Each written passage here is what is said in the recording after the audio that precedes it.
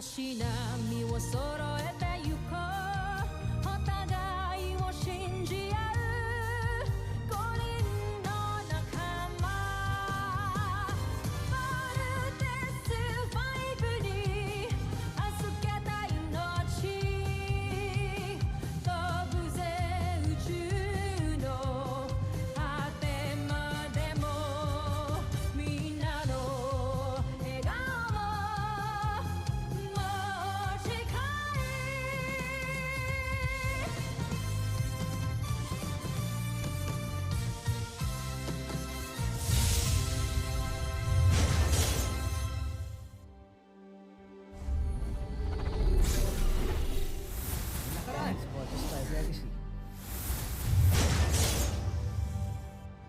Patayo yung escort. Kumusta si Kuya Manuel, Dr. Smith? Isa siyang kalaban, just like Judy. He disguised himself as a CBF pilot para makapasok sa engineering bay. Now tell me, bakit niya gagawin yun? Sa pangalawang pagkakataon, nagulangan na naman kayo ng mga kaaway natin. Sila ang Voltes 5. Alam ko ang kahinaan nila. Gagamitin ko yun para talunin si Voltes 5. I'm sorry, alam kong nasaktan ka. I hope we can still be friends. Gusto ko sana mabalik yung dati. What's going on here? Bye, Steve. My friend. Labis ako nag-alala sa'yo. Kung nagtungo ka sa kampo ng Voltes 5, makasaktan ka nila. Hindi nila maaaring gawin yun, Nashmi. Dahil alam mo ba kung na natuklasan ko sa kanila na mahihina silang nilalang. Ang pagiging marupok sa pagmamahal ang pinakamalaking kahinaan ng tao. At balang araw, ito rin ang magpapabaksak sa kanila. I don't wanna lie to you and I know na pinakita mo yung best version of yourself mo tonight sa akin. Pero parang may kulang pa rin eh. Mawawala rin yung feelings mo kay Steve. And malay mo, ako naman ang pumalit sa kanya. Oras na mabigo si Zardos. Ikaw ang ipapadala ko sa Terra Air 2 para tapusin ang misyon niya. Di kayo na nagkamali ng pagpili sa akin, Chongfrey. Tatapusin ko ang lahat ng hindi kaya magawa ni Zardos. Dr. Smith, may pumasok ng unidentified spacecraft sa outer orbit. At ang trajectory nito ay papuntang Camp Big Falcon. Dr. Smith, sino yan? Kalaban na naman ho ba? This is Dr. Richard Smith of Camp Big Falcon. Please identify yourself or we will be forced to shoot you down. Do you copy? Missiles on standby. One. Huwag kayong magpapaputok. We want visual confirmation. Ako ito. Si Ned. Si Ned Armstrong.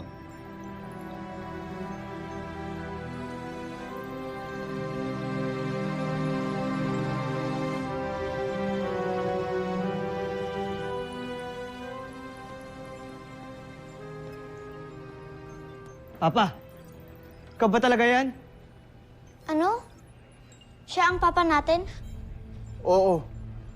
Siya nga si Papa. Bumalik siya. Sino yun? Sino yung mga boses na naririnig ko? Hindi niya tayo nakikita?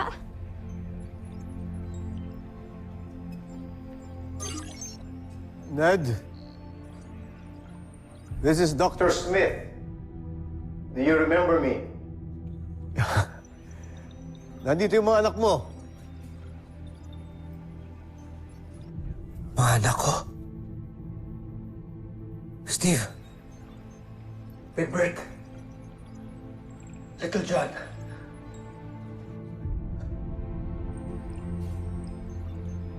Papa! Kami nga, Papa! Dr. Smith, gusto ko na pong makita ang papa ko. Papasukin niyo na po siya. Dr. Smith, gaano ba tayo kasigurado na si Dr. Ned Armstrong talaga yan? Mark, matagal ko nang kakilala si Dr. Armstrong. Kung meron mang hindi tama sa kanya, I will be the first one to know. Don't worry about it. Dr. Smith, salubungin po namin si Papa. Chief, bring down the barrier. Yes, sir. Okay, let's go. Tara! Commence landing procedures.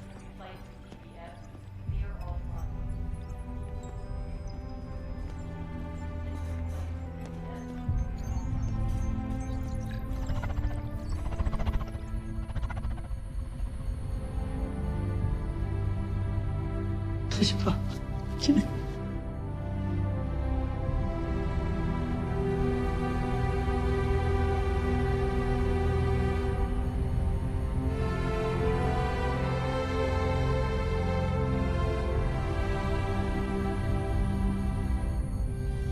Steve, Bert, magpapakabait kayo palagi. At lagi niyong aalagaan ang inyong bunsong kapatid. Pangahawakan ko ang pangako mo, Ning. Hihintayin ka namin.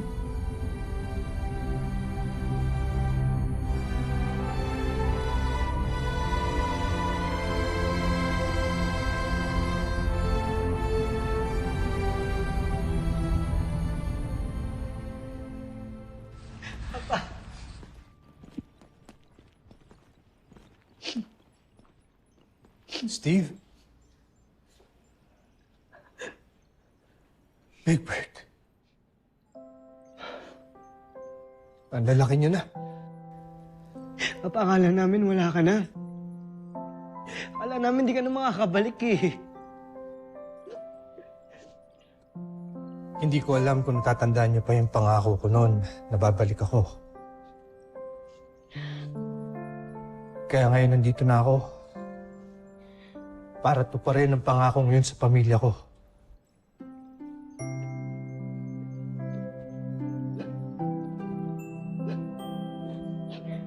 Little John?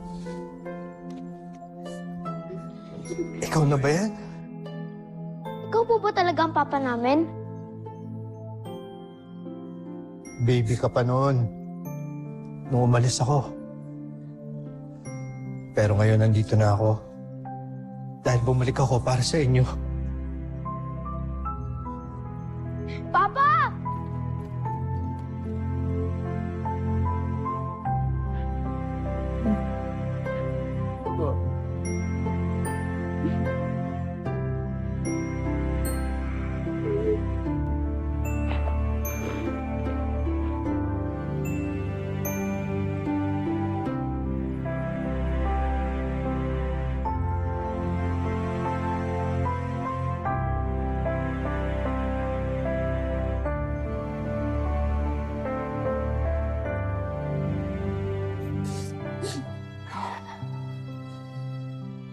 Ngayon nandito na ako. Hindi na tayo magkakahiwalay ulit. Papa, huwag ka na pong aalis ulit, ha? Pinapangako ko na hindi ko na kayo iiwan.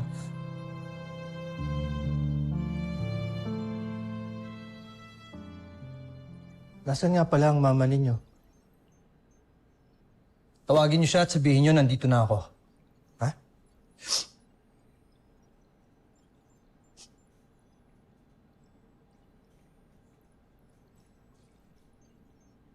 Nasaan ba talaga ang mama niyo? Tito Ned, actually kakaalis lang po ni Tita papuntang fieldwork. Sayang nga po hindi niyo naabutan eh. Ganun ba? Apa. Sino nga pala kayo? I'm Mark, sir. Part din po ako ng Voltas team. Ako po si Jamie. Ako po yung anak po ni General Oscar Robinson po. Jamie. Dalaga ka na pala at di kita nakilala. Ned! Siguro naman ako, hindi mo nakalimutan. Richard. My friend.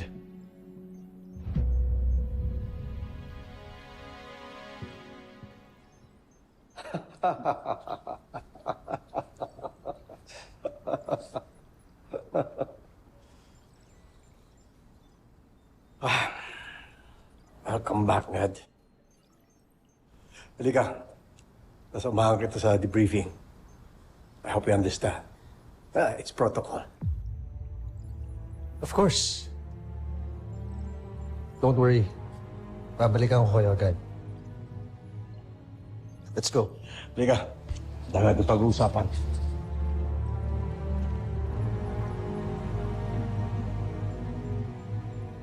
Sana siya na talaga si Papa. My thoughts exactly. Hindi niyo nararamdaman ko. Ano? Niyakap niyo si Papa kanina, tapos ngayon, tuda kayo?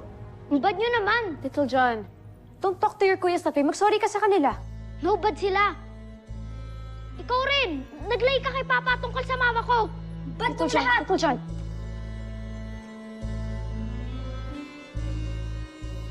I'm sorry. Kaya ko lang naman sinabi yan kasi I didn't want to ruin the moment with bad news. Kaya I had... You don't have to explain, Jamie. Sorry, dahil sa pabalang nasagot ni Little John. Pero tama si Little John. Kailangan niyo sabihin sa papa niyo yung totoo.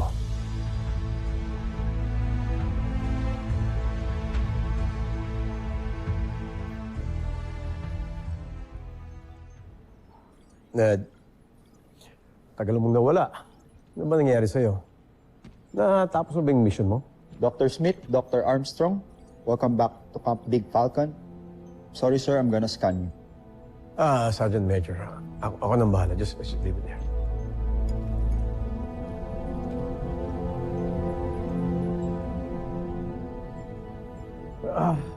Ned, this is just camp protocol na we have to check lahat naman to make sure lang na ikaw talaga si Ned. Let's see. Can you please stand?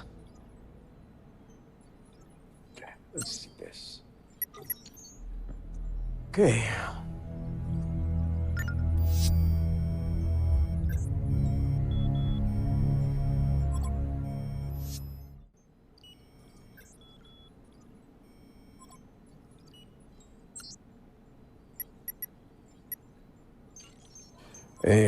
Something's wrong.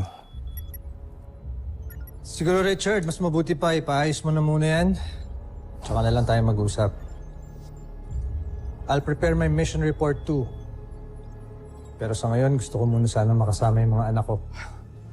Okay. Guys. Sandali na, ha? Sergeant Major, can you have this fixed? And by the way, tumawag ka ng escort at bantayan si Ned. At siguraduhin na siya makakaalis. At hindi siya lalabas dito hanggang hindi siya clear. Understood?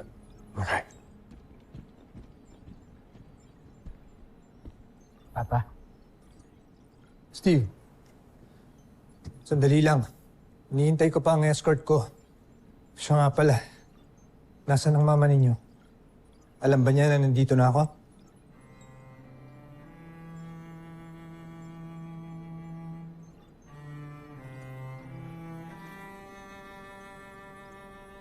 Bakit ganyan ang tinginan ninyo? Steve, nasaan ang mama mo? Wala na ho si Mama, Papa. Patay na ho siya.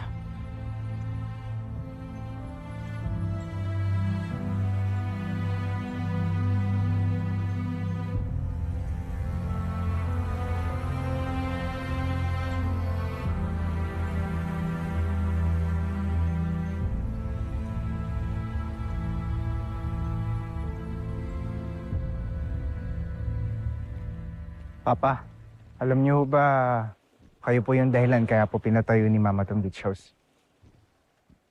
Kasi po ang kwento niyo po sa amin, dito raw ho kayo una nagkakilala. Papa, di niyo pa ho sinasagot yung tanong namin sa inyo. Saan ho ba talaga kayo galing? Saka, ano ho nangyari? Bakit niyo na ho kayo bumalik?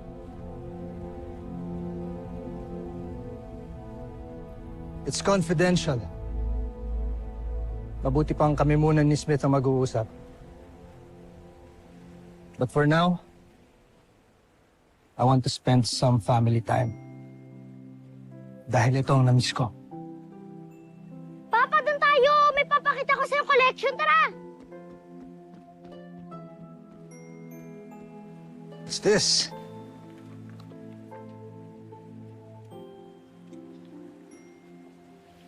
Hindi ka ba nagigilty? Kasi ako guilty ako na pinag-iisipan natin si Papa. Karamdam ko siya talaga si Papa. At naniniwala ako na siya si Papa.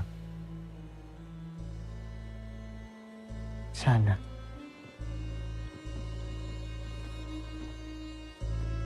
Kasi kung hindi, sasaktan si Little John. Kaya sana, Pipert. Sana.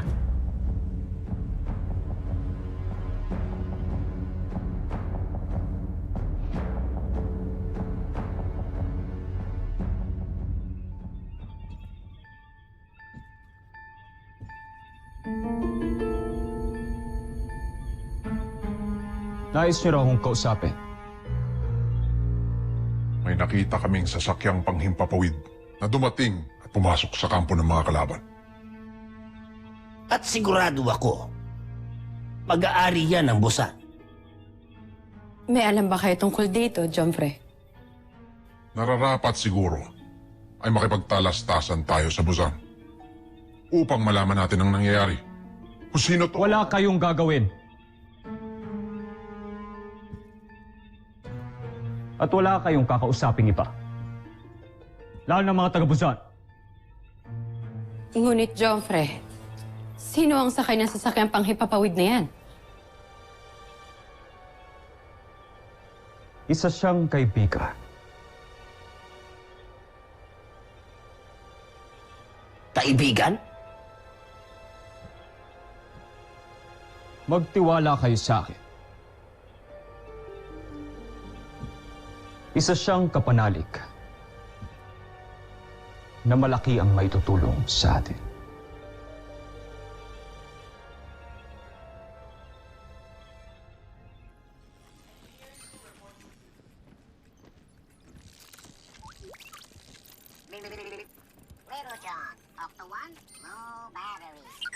Okay, Octo-1. Mag-recharge ka muna dun sa kwarto ko. Copy, Little John. Time to recharge. Yep. Sorry, sir. Restricted area to. Sir, di niyo po ba kilala ang papa ko? Siya po si Dr. Ned Armstrong. Siya po ang gumawa ng Voltes robot. Yes, Little John. Pero pasensya na. Dahil ang utos sa amin ni Dr. Smith, kailangan ng clearance si Dr. Armstrong. Tara, sir. Ihahatid ko na kayo sa magiging room ninyo. Mamaya na. Paranoid lang si Smith, kaya pinag-iigpitan niya ako. Pero may karapatan akong makita yung robot na ginawa ko, kaya papasukin niyo na ako! Sorry, sir. We have to escort you out. Sir, this way.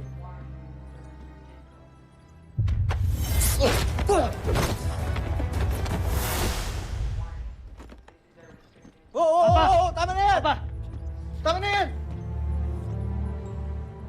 Ano nangyari? Bakit yung kinakalaban yung papa ko? Hindi marunong kumilala yung mga yan. Anong klaseng training ba ang ginawa sa kanila dito? Sir, sumusunod lang po kami sa utos, sir. Patinuruan mo kami sumunod sa rules, di ba? Di ho kayo ganyan.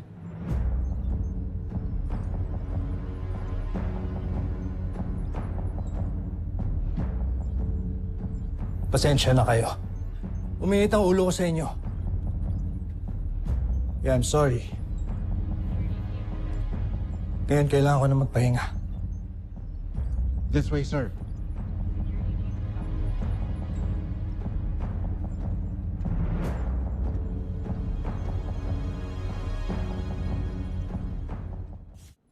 Ayos rin pala yung kwarto mo pa, no?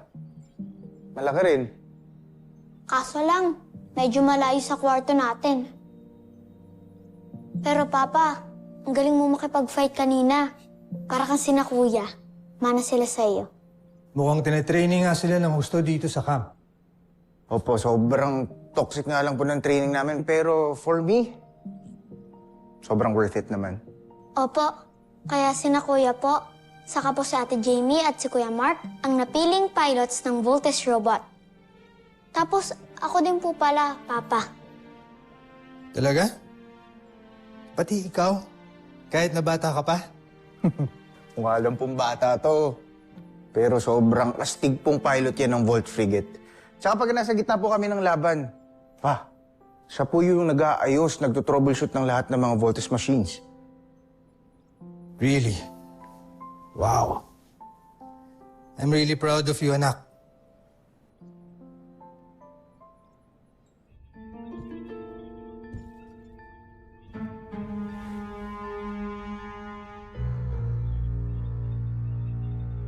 Marupok ang puso ng mga tao. Mabilis sila magtiwala at magmahal. May sobra din silang pagpapahalaga sa kanilang pamilya, lalo na sa kanilang mga magulang. Kung gayon ay wala pala silang pinagkaiba sa atin, Jomfre. Nagpapahalaga rin tayo sa ating pamilya at Nagmamahal. Ngunit isang kahinaan ito, Zandra. Nagagamitin natin para madaig ang mga piloto ng Voltes 5. Little John, you have your homeschool na. Go to your room. Go, pasok ka na sa kwarto mo. Okay, kuya. Papa, mamaya na lang po ulit, ha? Hintayin kita mamaya. Little John.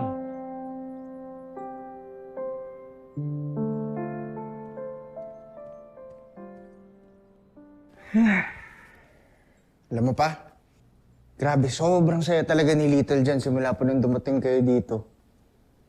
Napakagandang birthday gift po sa kanya nun. Ang tanong namin, Prinsipe Zardos, kung may kinalaman kayo sa panauhin na dumating sa kampo nila, Pagbutihin nyo na lang ang paggawa ng ating bagong beast fighter. Napakakawalan natin sa sandaling hinog ng aking mga plano.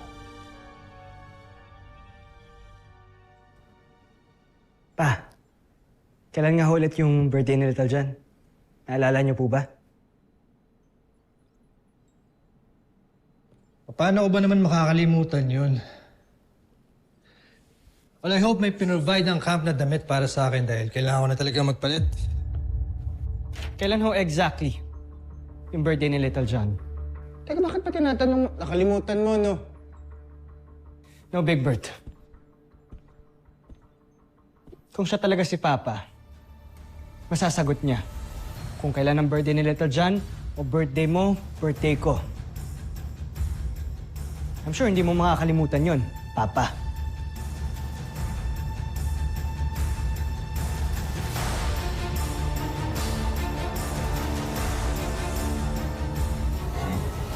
Susunod sa Voltes 5 Legacy. Kaya bumalik na daw yung dad mo ah. You know what? I hope to meet him someday. Sige, malala kita minsan. Thank you! Kamusta ang mission mo sa Buzan? Buzan? Hindi ba doon ka nagpunta? Anong nangyari?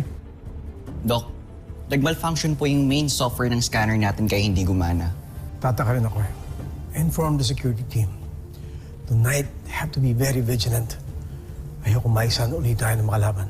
I still want you guys to be careful kay Papa, okay? Hanggat wala tayong clearance from Dr. Smith, kailangan natin mag-ingat sa kanya. Is that clear? You're so heartless, kuya.